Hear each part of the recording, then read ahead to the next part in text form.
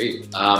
Well, we're in early days, so the model is always iterative. We're big believers in hacking our business model as much as we hack our product. That said, we've got some great models going on right now. From the earliest days, we had a freemium model that's been really effective in growing an engaged user base of event planners that are pros, can spend a little bit of money and understand how valuable our product is. We also have a ticket revenue model, which allows us to sell tickets or allow people to sell tickets through our product, and then we take a little fee, the processing fee, and then we also have an enterprise model going on. The enterprise model is targeted at larger businesses that are running macro level events, and so businesses like that are Spotify and Anheuser-Busch and Hennessy and publishers like Thrillist and Details Magazine who use Splash to manage every event that they throw.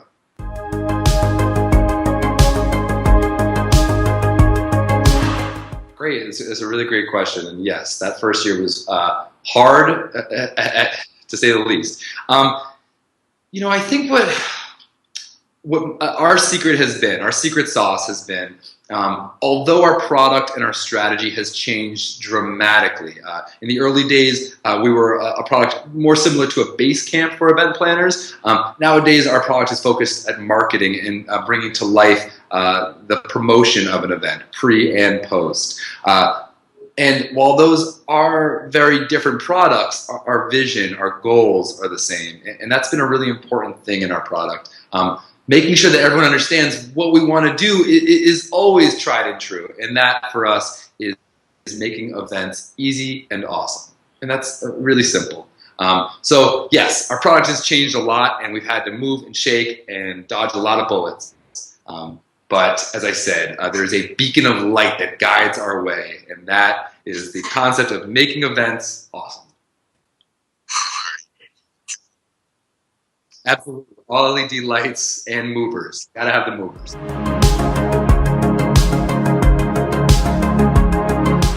Well, I will say we're excited to hopefully grow even faster as we start to go outbound.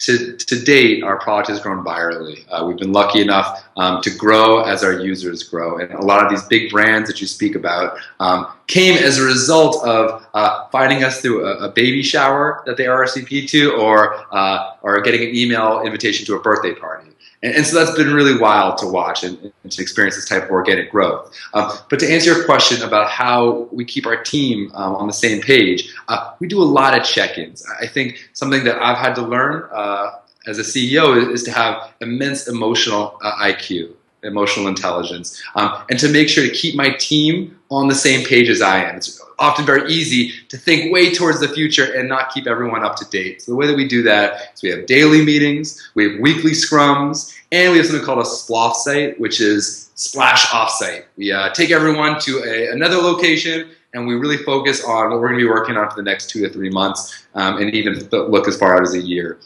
It's that type of transparency, that type of understanding of the business and understanding of the macro level goals that I think has allowed us to stay focused and to all be on the same page as we move really, really fast. Yeah.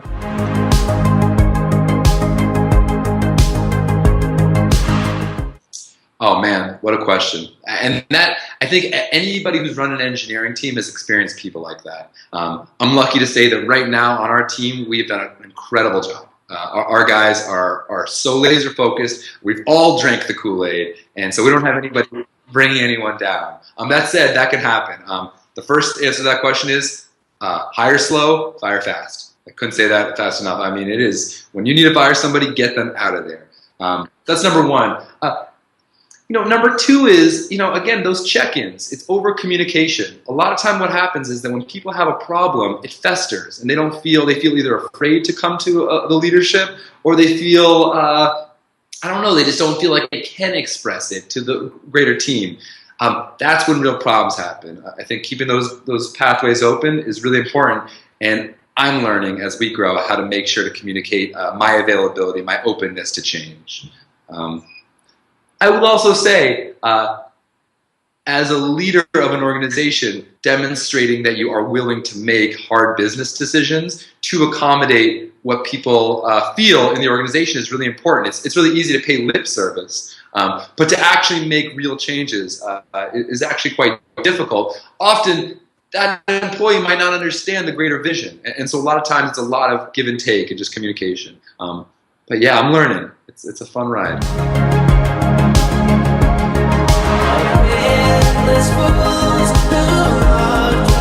Yeah, absolutely. Well, first off, you just can't grow fast enough under enterprise in a lot of scenarios. Now, look, this isn't for every business. This is for my business. It's really tough to grow in the way that you want without allowing people to taste the product. A lot of our biggest deals come because people are engaged with our free product. That's number one. Number two is, I guess it depends on the type of impact you want to have on the world. Our core belief is that great events should be easy and awesome, right? It's hard to do that by putting up a huge paywall, right? We're trying to empower everybody to do that. Some of the greatest events that we've seen have come from our users who are using our product for free, and we absolutely love that. So it allows your brand to be a little bit bigger if you're not going door to door. The final thing I'll say about that is the type of feedback loops when you're operating a freemium product is a lot faster. And it's not to say that enterprise products don't have terrific feedback loops, but some of our greatest support flags have come from our freemium users, and that's something that we take very, very seriously. Yeah. Oh man, what a question. So I see that there's essentially two ends of the spectrum, right? On one end, there's the 37 signals Jason Fried model. They say never write a piece of feedback down, right? He listens to a recommendation for a feature, hears it 50 times. Maybe on the 51st time, he might ask someone about it, right? That's one way to do it. Another way to do it is what I'll call the agency model, where it's pretty much what they say goes, right? So internally, what we've created is something we call the Belsky Doctrine. This is a guy named Scott Belsky. He's on our board of advisors, and he's founder of Behance. He actually never knew that we called it this until we told him, but something that he has preached to us over and over again, why he gets the distinction of the Belsky Doctrine, is that we only build one product. And so our rule of thumb is, if it's worth building for one client, it has to be worth building for every client. And so we only build one, and it takes a lot longer. To build a feature is one thing. To build a feature that's DIY is another thing. To build a feature that's DIY and understandable and useful is a whole other thing. And so it's a really tough balancing act. We've been able to stay true to it. And one other way we've been able to stay true to that is because we're laser focused on events. To be sure, people run sweepstakes on Splash. People run email newsletters on Splash. It's been our motto saying, no, you can do whatever you want with our product, but this is who we are. And that kind of staying tried and true to our vision and our belief system is kind of the only way to do this thing. And that's been our filter. I don't know if I necessarily answered your question about what not to build. The answer is, it is super hard to figure out what to build and what not to build. But we just we try to make the right call.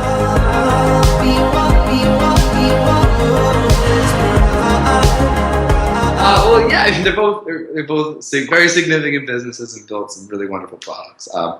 Yeah, man, it's been tough. We've definitely taken some swings that have not worked so well, and some that have. I would say the thing that sticks out to me is our logo placement. I know this seems like a minute detail, but you'll hear arguments often in our office about where we put our logo. And you'll notice on every other site, the logo is to the top and often to the left. I think this is your left. Our logo, if you ever see it, is on the bottom and to the right. And kind of the statement that we're trying to this is your event, this is your page, this is your brand. And we're over here if you need us, right? If at all, and you can white label your stuff through us. I know that seems like a small thing, but in this space, we've needed to define our space as powering branded events, which is a subset of many types of events, be it conferences, ticketed events, personal events. So even getting that small and taking what I'll call a swing, because really a lot of people would argue that that's going to inhibit our growth, placing our brand somewhere smaller, not at all. And to be sure, we've tried a lot of product swings, tried a lot of those. And, you know, time will tell on a lot of those. We still have a lot of work to do, so I won't speak about those yet.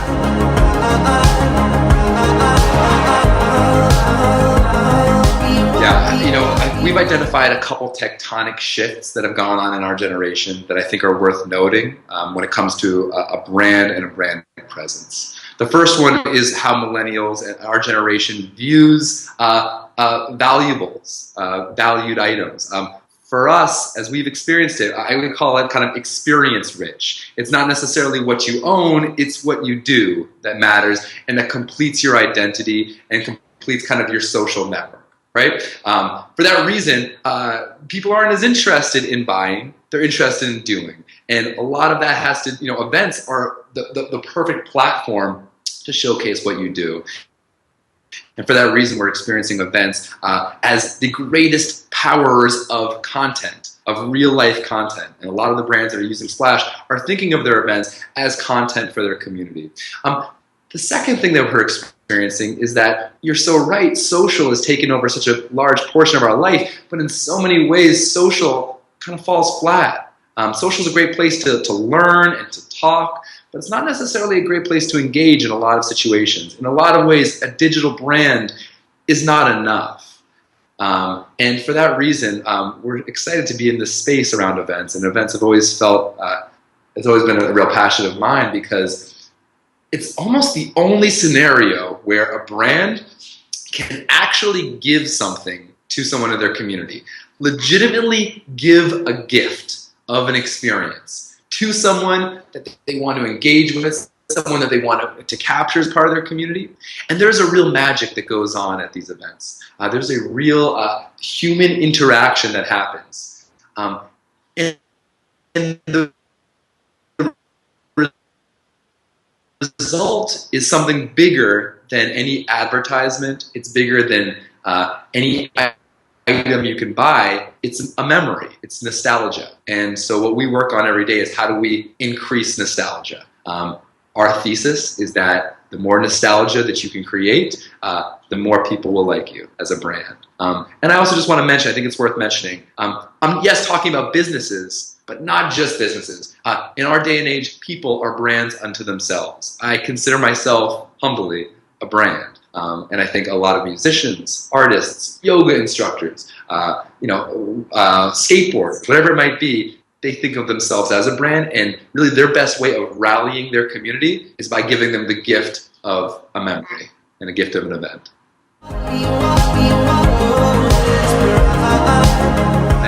And I think there's never a scenario where I've been on stage as an MC of a conference where I felt afraid of some dead air time. The beatbox comes in there, and moreover, we've found that every person that we've hired has at least watched a video of me beatboxing, and for whatever reason made me feel more approachable, which is awesome. But yes, man, you know what? I'll tell you, my a cappella group. When I was in college, I was part of an a cappella group. Where music is a great analogy. A band or a group is a great analogy to a tech dev team.